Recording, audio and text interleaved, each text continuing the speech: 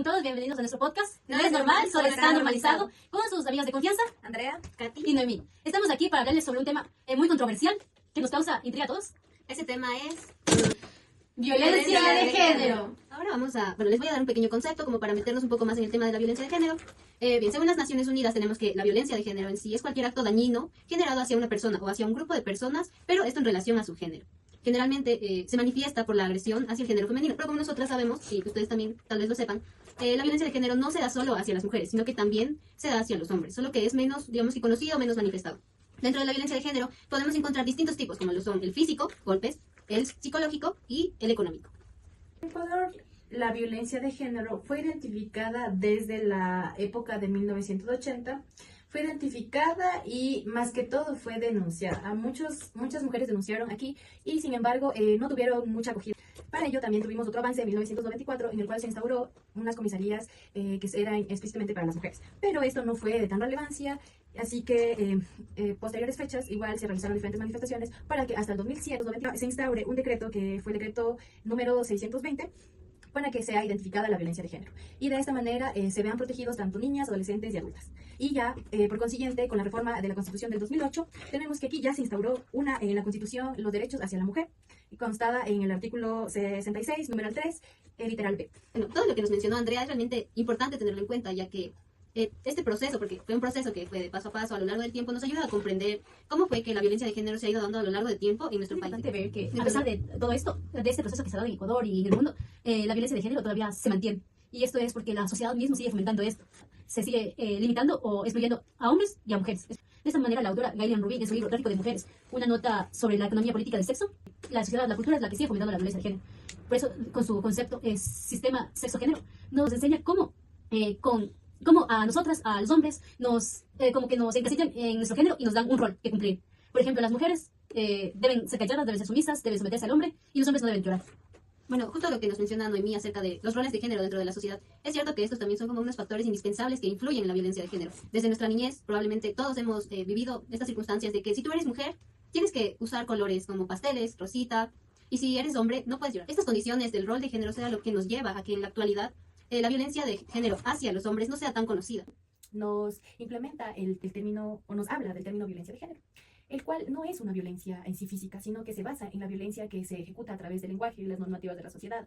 Como por ejemplo, puede ser cuando, como mencionábamos, ¿no? de los anuncios publicitarios mediante los cuales nosotros los observamos día a día, y a nosotros nos parece súper normal, porque lo hemos normalizado tanto. Y en complemento también acerca de la información que nos da Pierre Bourdieu, tenemos de cómo la mujer es percibida dentro de la sociedad. Podemos hacer en comparación que probablemente todas hemos pasado por esto de que la sociedad te percibe a ti de una manera. Y de esa manera, en cómo te percibe, influye, valga la redundancia, en cómo tú misma te vas a percibir. Esto nos quiere decir que básicamente dentro de la sociedad nosotras tenemos ciertos estándares o cosas que cumplir. Y esto también es considerado como violencia, porque la sociedad espera algo de ti, espera que actúes como una mujer sumisa, como una mujer pasiva, que atiende al esposo, y todo esto en sí, que como la sociedad percibe y espera que se comporte una mujer, afecta en sí a la propia mujer. Básicamente nos habla Bourdieu de cómo la sociedad percibe a la mujer y cómo esto afecta dentro de cómo ella va a actuar y cómo se va a percibir a sí misma, limitándola generalmente a mantener a su marido y a cuidar a su hogar. Considero que eso también se puede observar, como mencionaron, en los estereotipos de una mujer 90, 60, 90, y si se pasa de eso y se pone alguna blusa que está provocando a los hombres. Ajá. Y le culpan, digamos, en un caso de violación, ella me provocó, es su culpa. O por el contrario, si no llega a ese estándar, ay, es que parece marimacho. O por el caso en contrario de los hombres, si también se les da ese estereotipo de, ay, es un hombre, tiene que ser fuerte, protector, y si no cumple eso, es afeminado. Es verdad, y por eso es que también, como dice Moscovici, en la teoría de representaciones sociales, aquí habla mucho de aquello. ¿Por qué? Porque sostiene que las personas, que nosotros como la sociedad, tenemos de manera colectiva normas y normalizamos cada uno de este tipo de situaciones. Porque mucho se ha visto, en parte inclusive desde casa, porque las mujeres deben estar con faldita hasta la rodilla, inclusive en los colegios, antes te obligaban a estar con la falda hasta la rodilla. Es una forma de violencia también. También se puede ver que justifican a los hombres, igual en acciones que son injustificables, digamos. En una escuela hay un niño que muestra a sus compañeras, les da la falda. Dicen, ay, es que está jugando, es niño.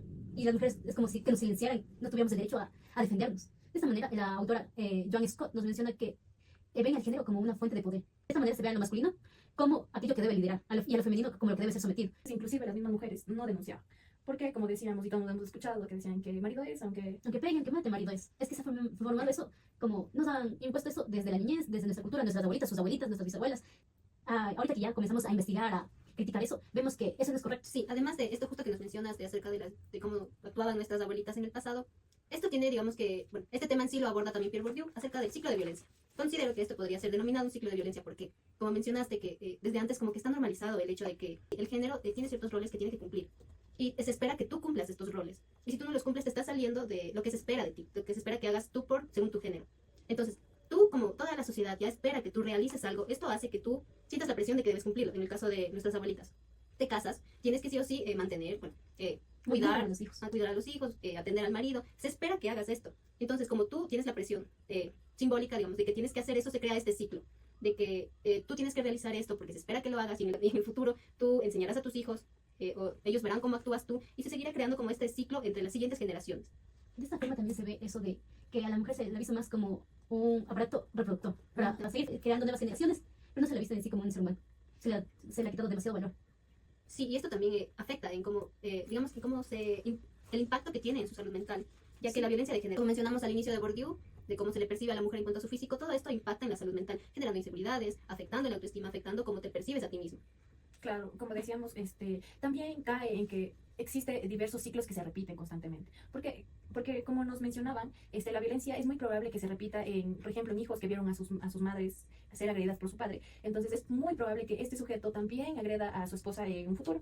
Y de igual manera que su hija, al ver que su madre fue violentada y que ella simplemente no hizo nada para poder defenderse o tal vez salir de ese círculo de violencia, también corre el riesgo de que ésta sea sumisa o que cumpla o que busque a alguien que inclusive le maltrate a ella y se vea muy normalizado. Esto lo que tú mencionas lo podemos realizar con un tema que toca Pierre Bourdieu, que se llama el libido dominante. Bueno, básicamente se refiere a que la dominancia masculina se alimenta del poder que tiene contra la mujer, también cómo ejerce el hombre este poder dentro de la mujer. En sí nos manifiesta que esto pues lo podemos encontrar o lo podemos visualizar a través hay como una fascinación, no de todos los hombres, de algunos hombres por ejercer poder hacia la mujer. Y esto es lo que generalmente nos lleva cuando la mujer no puede poner un alto, porque la mujer también se encuentra, bueno, según este concepto de Bourdieu, también se encuentra como buscando a un hombre que la domine. Esto en el futuro es lo que generalmente nos lleva a los feminicidios. Y para eso tenemos que por ello mismo ha pasado, como dijo mi amiga, los diferentes feminicidios. Pero también, como así ha habido sumisión, también ha habido mujeres y masas de mujeres que han luchado, han protestado contra los derechos y además aquí se implementa la memoria colectiva, en el cual nosotros, bueno, es el proceso en el cual diferentes grupos sociales construyen y mantienen recuerdos para no olvidarse de qué pasó antes, para que sean escuchadas, para que de esta manera, como mencioné, no se olvide lo que pasó antes, porque hay muchos casos de feminicidio que se han dado aquí en Ecuador especialmente, que han sido muy sonados, y para que los escuche el Estado, para que les escuche la justicia, tienen que generar protestas y hacerse escuchar, más no porque simplemente sea un derecho que por sí tenemos nosotros, el derecho a la vida. Se da mucho esto en las marchas de las campañas de Ni Una Menos, o también cuando llega el 8 de marzo de cada año, se reúnen todas las feministas para realizar estas marchas. También aquí podemos evidenciar el caso de María Belén Bernal, quien fue brutalmente asesinada en la escuela de policías, en una entidad que supuestamente debería darnos protección. Y aquí simplemente también hubo de lo que mencionamos anteriormente, que decía en de un testigo que decía que un comandante o así le dijo que no debe meterse en cosas de parejas porque simplemente son ellos, y aquí escucharon los gritos, la agresión contra esta mujer. Sin embargo, nadie hizo nada. Entonces, persona, porque incluso su madre tuvo que hacer protestas. ¿Por qué? Porque no le escuchaban. Y como al ser en una entidad policial, se quería cerrar el caso sin haber una sentencia, e inclusive querían proteger al agresor. Bueno, sí, este caso es el reflejo de todo lo que hemos estado abordando acerca de la violencia de género, del deseo de poder del hombre. Y también podemos, saliéndonos un poco del tema, constatar cómo el poder intenta siempre cuidar al agresor, bueno, aquí en el país. De hecho, también tenemos como una información extra que nos pasaron por ahí, un dato de este caso. Es anónima. Bueno, ella nos mencionó que justo en este caso, la chica, María Belén Bernal, se acercó a comprar comida en un McDonald's. Pero fue, digamos, que el último lugar al que ella fue antes de dirigirse a la escuela de policías. Nos mencionaron nuestro informador anónimo que alguien del Estado se acercó hacia ese McDonald's donde había información de ella y se llevaron las grabaciones. Y hasta allí quedó eso. Entonces yo creo que esto nos demuestra en relación con la violencia de género cómo se intenta proteger al hombre. Además de eso, como nos mencionaba Andrea, se escuchaban los gritos dentro de la escuela de policías y nosotros allí podemos constatar cómo en nuestro país se ha normalizado tanto la violencia que a pesar de escuchar los gritos de la agredida, nadie se acercó a ayudar.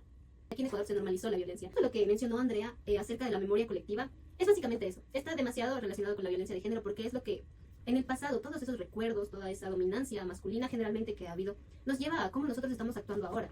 Si en el pasado no se hubiera instaurado, si no se hubiera normalizado, si no se habría creado esta memoria colectiva, ahorita en el presente nosotros no viviríamos así.